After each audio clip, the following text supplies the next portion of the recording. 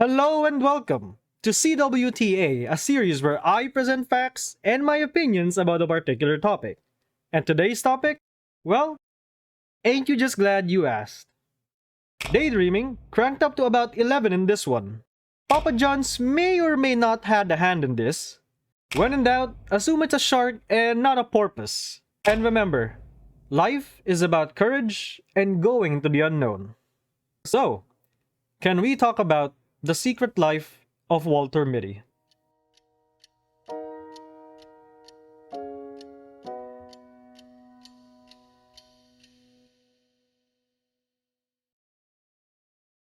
Before we go on ahead and start exploring the notion of turning what ifs into what is or what was, I do have to warn you first that this right here, it's called spoiler territory. You're gonna see and hear things that you may not want to see or hear if you want to watch the movie first. But if you're okay with that or you've seen the movie already, then my friend, let's unravel the secret life of Walter Mitty. The movie, The Secret Life of Walter Mitty, is a film that came out in 2013 and was directed by Ben Stiller himself. Zoolander and Night at the Museum. Dum Dum, to name a few. Written also by Steve Conrad, who also wrote the iconic movie The Pursuit of Happiness. The reason I say movie is because it's actually based on a short story by James Thurber in 1939. The core of daydreaming as a tool to get away from the mundane reality of life is something that both of the Walter Mittys have in common. However, the hows and the whats that they imagine are completely different from each other. The same can also be said when comparing the 1947 film to the 2013 one. Despite having a generally mixed reception at its theatrical release, it was actually part of the top 10 movies of 2013, listed by the National Board of Review, alongside Prisoners and The Wolf of Wall Street. Not only that, in 2016, Rolling Stone had a readers' poll regarding what people thought were Ben Stiller's best films. At the number 3 spot sat The Secret Life of Walter Mitty. Now, since it is a movie that we're talking about, let me summarize it to you as cohesively as I can. Considering I'm a dum-dum, and also because you deserve to watch this spectacle of a movie. Walter Mitty is a chronic daydreamer, and within several minutes of the movie, we see just that. Walter has a crush on Cheryl Melhoff, which is made apparent as he daydreams about saving Chips, her dog, from a burning building, and in the office where he visits her fresh off of Mount Everest. At work, it is found out that the company, Life magazine, is about to lay off a lot of people due to it going completely digital. However, he is tasked with delivering the final cover for their final issue, aptly named The Quintessence of Life, or Negative 25. Along with a set of photos is a wallet from Sean O'Connell, which was given to him as a sign of appreciation. Sean O'Connell is the photojournalist that takes the photographs that they end up using as covers. What seemed to be a simple task turns into a wild goose chase as Walter sets out to find the final photo since it's not usually where they expect it to be. Walter asks Cheryl for help in order to find Sean, hoping that he knows where the negative is. Later, he sets out to Greenland to try and get Negative 25 from Sean, only to miss him just in time as Sean goes on to take another daring photograph. Walter comes back home defeated, but is soon pumped up again to find Sean as he finds more clues to his next whereabouts. This time around, he finds Sean just in time to get the negative, but is then again defeated as he finds out that the photo was simply in the wallet Sean had given him in the very beginning.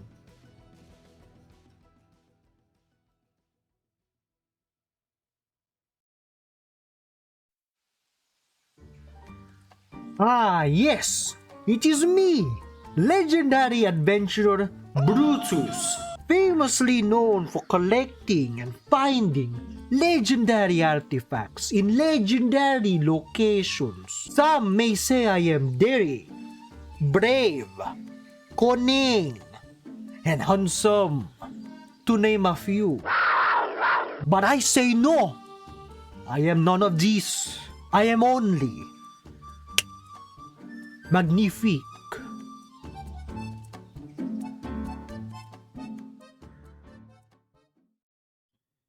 Oh hey, I didn't know we were still here. I I was just I had a thought in my mind and it was kind of weird if you ask me. It was very random, but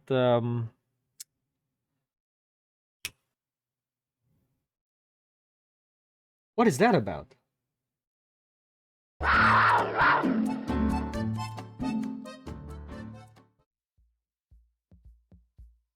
Now that we're out of the woods with the need to know facts about the movie, let's talk about a few things that I have in mind about Walter Mitty. First off, let's talk about my first experience of watching the movie. When I first watched the movie around 14 to 15 years old, I was very young, very stupid, very naive. I was only looking for a few films from Ben Stiller because I had previously watched Night at the Museum before stumbling upon this one. And when I first saw the poster for the movie, I believe it was Ben Stiller holding his briefcase just floating around the world. I think it was behind a couple of buildings or so. And that to me had some sort of a hook because I was curious. I was young. I wanted to see a movie about what this guy is all about. I had never heard about Walter Mitty, never heard about the book or the film that came before it. So watching this was a whole nother experience. Because when I was younger, I actually thought that this film was pretty weird. It didn't make any sense to my younger self. It had a weird pacing because it just had this momentous build-up. It was a very slow build-up. And then suddenly, he goes on to leave for Greenland. In my opinion, it just jumped rapidly. Because from what we've known in the movie, Ben Stiller's character, Walter Mitty, did not seem like the type of guy to just decide, hey, I kind of need to go to Greenland because my coworker told me that that's possibly where the guy I'm looking for is. Which is a huge step, not just for Walter Mitty, but I believe for anyone, any normal person who would have to go to another country just to find a person to get something that they're not even sure that they have was pretty wild to me. However, I was able to find the beauty in the movie as I did further rewatches in the future when I was growing up.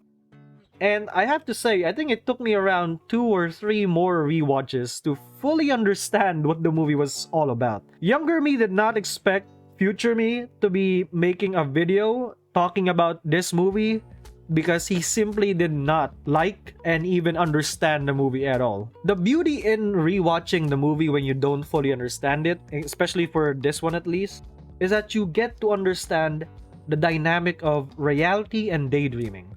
We have to remember that James Thurber created this character as a means to explore the dangers or maybe advantages of daydreaming versus to a mundane life. I wasn't able to fully understand that when I was younger.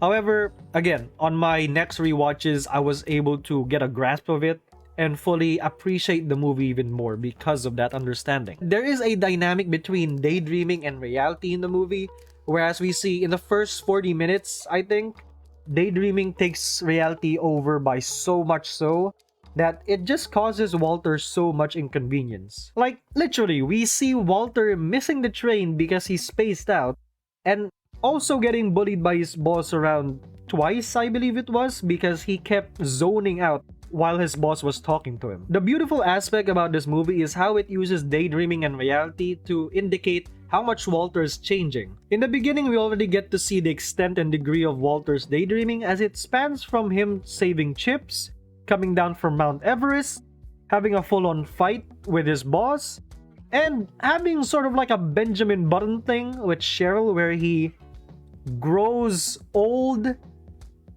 into a baby while she grows old into an old woman. Again, Benjamin Button thing. And then later on in the movie, he finally gets to live his life where he goes on these crazy adventures. He becomes closer with Cheryl as he tries to find Sean. And his daydreaming actually takes a back seat.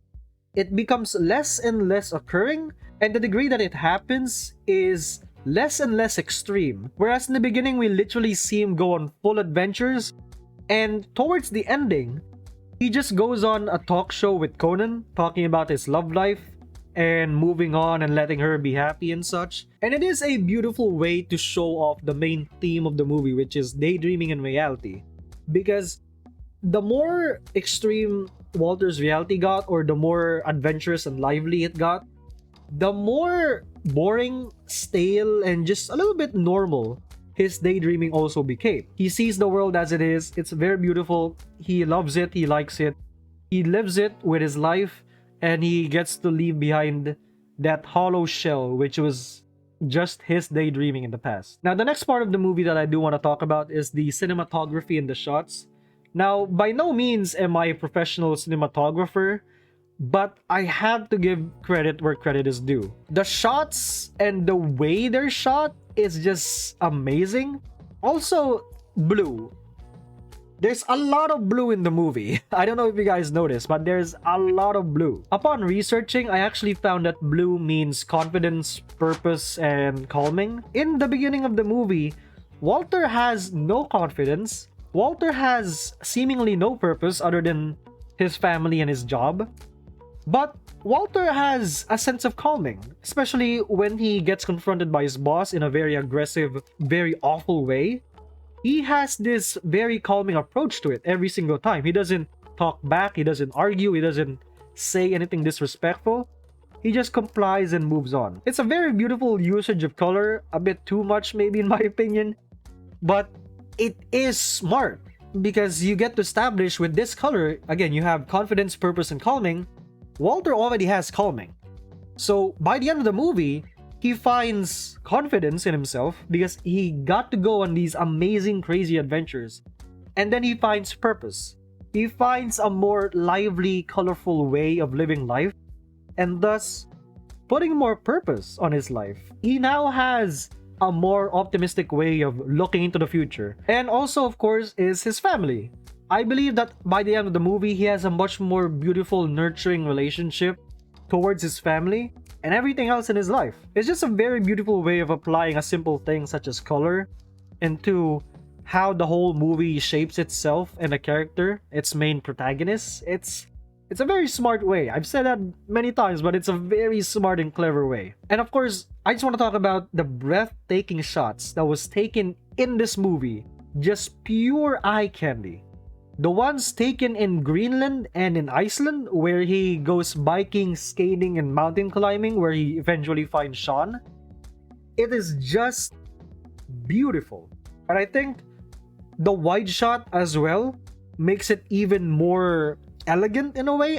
Again, I can't explain it. I'm not a cinematographer. I can't fully dive deep into how it all works. But the blue, the wide shots, and overall the scenic scenes that they had in the movie is breathtaking, and whoever decided on taking those shots is just one hell of a genius, I gotta say. Moving on to the next part is arguably my favorite part of this movie and this entire episode is the soundtrack. Now, there are a lot of great songs in the movie from various artists such as David Bowie of Monsters and Men, Jose Gonzalez, Junip, and many more that I can't remember off the top of my head, but there's a lot more. And since there's a lot of songs in the movie, we're just gonna talk about my top 3.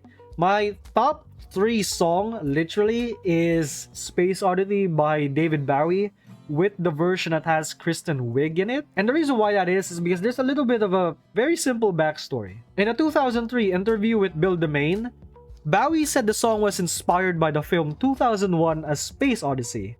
Now, a lot of people speculate that his interpretation of the movie that then translated into his song Space Oddity is just him tripping on drugs. Now, it may seem simple at first, but we have to remember that David Bowie was stoned.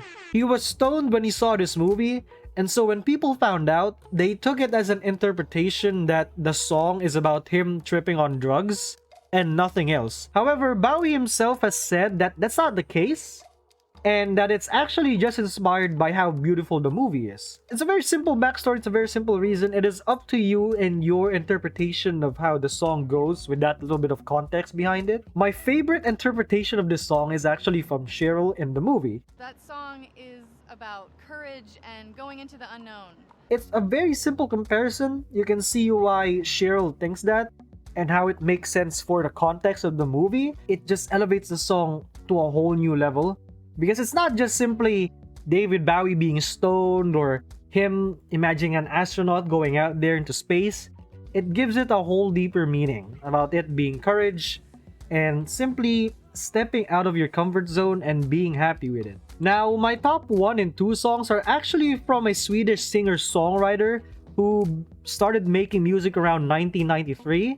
and his name is Jose Gonzalez. Jose Gonzalez is actually in charge, from what I remember, of making the soundtrack along with the original scores that you tend to hear from the background of the movie,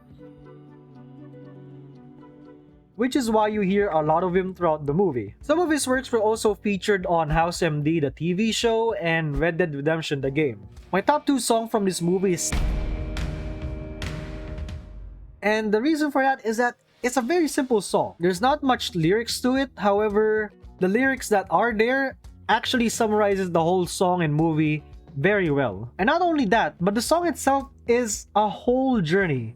If you listen to it and take time to actually understand what the song is about, it starts off strong, it starts off very adrenaline fueled. For the context of the song is that it's about leaving your comfort zone immediately, and then there's a sudden sense of calm right after the build-up, which in my interpretation can either be you finding out that the other side of the zone that you didn't want to step across is actually very calming, or there's a calming sense of fulfillment after you step out of your comfort zone. You step out of your comfort zone, you find this sense of relief in between, and now you're pumped up, you're ready for more.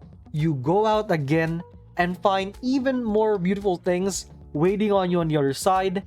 And then again, there's another calming part to it. And it's a beautiful telling of the journey of Walter Mitty, where he steps out, there's a sense of calming in his journey, and then again he goes on these crazy adventures, and then he finds fulfillment in the end. It's very beautiful composition, and again, a very genius way to show off and summarize Walter Mitty's adventure as a whole. Now, my top 1 favorite song from this movie is definitely Dawn is Coming, Open Your Eyes.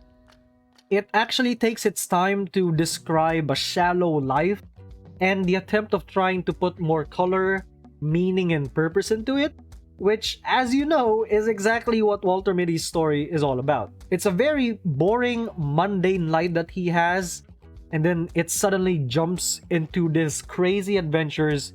It adds more meaning, more confidence to him, more purpose, right? From the blue meaning that we discussed a while ago. It adds more of that. It shapes his life to become even more of what he has always daydreamed it to be all about. The way it builds up, the way it dies down, especially with the addition of more lyrics this time, it is simply amazing. There's nothing else I can use to describe that feeling. It is amazing when you watch the movie and then you listen to this song on its own. It's very fulfilling. I don't know how to describe it, but the movie and the songs themselves, the shots and everything, it has a very fulfilling nature to it. Even when you're at the start of the movie, it's comfortable, it's very welcoming, and this song just adds even more layers to that. It makes it even more of a beautiful interpretation of what Walter Mitty is supposed to be. You guys just have to experience it. Trust me, experience it and you will realize, it will make sense, the words that I'm spitting out, the word salad that I'm throwing at you. This song, along with the other songs in this movie, and again, the overall movie is just amazing. The next thing I want to discuss is the ending. And you might ask, well, what about the ending, Miggu? Initially, I thought it was very boring because it had no twists, he had no job, his family situation is about the same, and I mean, he had a love life, but it's not anything too big. It's like their first date, which I guess is huge. Because at the end of it all, at the end of the day, he was able to do everything he ever wanted. He was able to go on great adventures, he stood up to his boss, and he finally got his dream girl.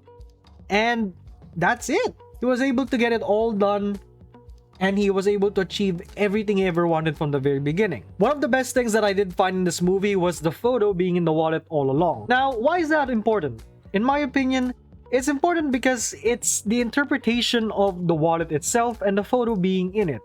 The wallet is us. It's Walter Mitty and everyone else. And the photo is what it takes to be out there, our courage. It's what it takes to help us get out of our comfort zone and live life the way that Walter did. Now, why the hell did Walter have to leave the country and find Sean if what he needed was in him all along? And that's the beautiful part of it, ladies and gentlemen. It's because he needed Sean to help him find what he always wanted within himself. It's a beautiful interpretation of life, and what makes us human is that we interact with each other. We're sociable creatures and we yearn for interaction. Sometimes we even need guidance from that interaction. Walter unknowingly needed guidance from Sean to help him find the photograph. This is a beautiful metaphor for us, our real lives, that we need someone or some people to help us, to point us in the right direction, to guide us through everything that we're going through, and to just fully support us and believe in us when we can't believe in ourselves. It's a beautiful way of looking at it because it applies for everyone. No man is an island, as they say, and the situation is very true for Walter.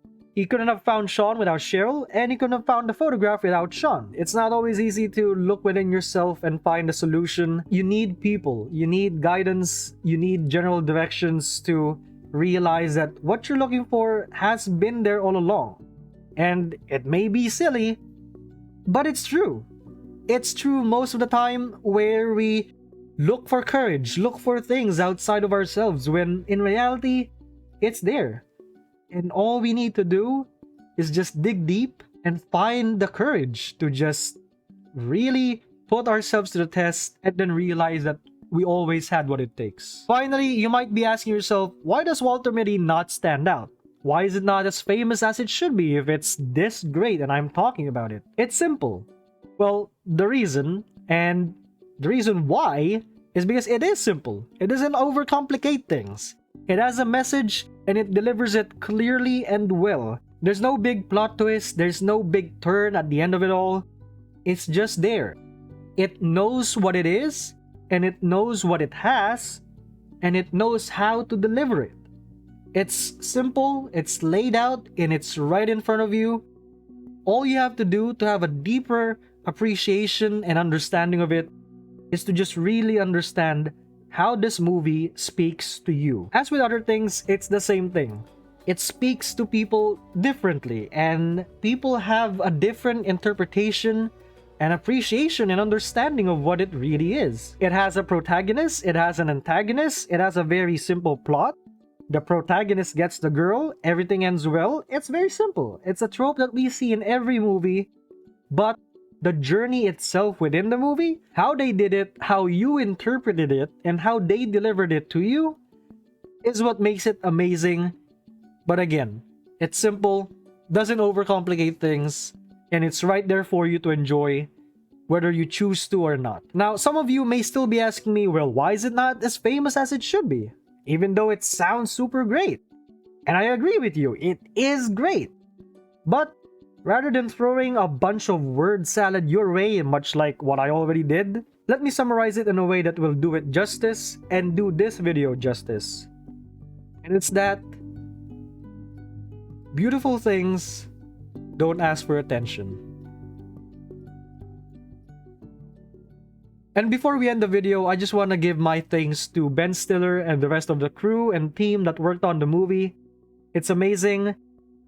It has spoken to me on many different levels. It has helped me through in my life, stepping out of my comfort zone. It is a comfort movie for me, and I hope it is for you too, before or even after watching this episode. But that's it. And remember, it's never too late to keep talking and form opinions about the secret life of Walter Mitty. See you guys in the next episode of